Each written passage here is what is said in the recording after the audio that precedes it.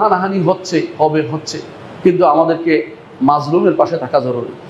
মাজলুম কারা হচ্ছে আপনার চোখের সামনে বুঝেন, বিবেক আপনাদের আছে, কেউ কাউকে বলা লাগে না, কেউ কাউকে বলা লাগে না। যারা মাজলুম হচ্ছে আপনাদের উচিত মাজলুমের পক্ষে থাকা। মাজলুমের পক্ষে থাকা খুবই জরুরি। আপনি যদি কোনো মাজলুমের পক্ষে না থাকেন, মাজলুম আপনার উপর একদিন জুলুম হতে পারে। এজন্য দয়া করে প্রত্যেকে মাজলুমের পক্ষে থাকবেন। যারা মারা গেছে মাজলুম অবস্থায়, তাদের প্রতি দোয়া করবেন, আল্লাহ যেন তাদেরকে জান্নাতের আলী মাকাম দান করেন, আমিন। মনে রাখবেন, অনেক মানুষ আছে হয়তো তারা অনেক গুনাহ করেছে, হয়তো তারা গুনাহ করেছে, কিন্তু যখন মাজলুম হিসেবে মারা যায় তাদের কিন্তু মর্যাদা উন্নীত হয়ে যায়।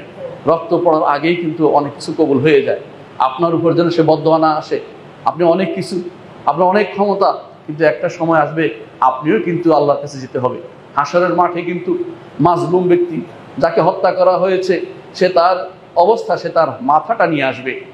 ইয়া রব সালহা জালিমা কতালানি, হে রব একে জিজ্ঞাসা করো কেন আমাকে হত্যা করেছে।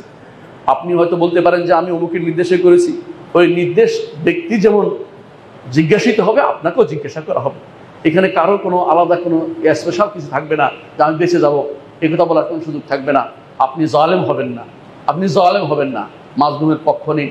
এবং দোয়া করি আল্লাহর কাছে, আল্লাহ যেন আমাদেরকে সুবুদ্ধি দেয়, আমাদের দেশটাকে হেফাজত করে, আমাদের দেশটাকে অন্যায় আচরণ এবং বিভিন্ন রকমের জুলুম থেকে আমাদেরকে মুক্ত করে, এবং আমাদের দেশের মধ্যে এমন কোনো কিছু না আসে যেই কারণে আমাদের দেশের উপর কাফেররা কোনো হস্তক্ষেপ করতে পারে।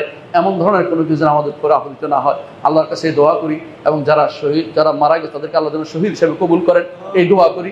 এবং আল্লাহর কাছে দোয়া করি তাদের জন্য, যারা ঈমান নিয়ে মারা গেছে তাদের শাহাদত তাদেরকে আল্লাহ তাআলা নসিব করেন, এবং তাদেরকে আল্লাহ ক্ষমা করে দেন, তাদেরকে জান্নাতের উঁচু মকাম দান করেন, উঁচু মকাম সমূহ কোনো কিছু দান করেন। আল্লাহর কাছে দোয়া করছি।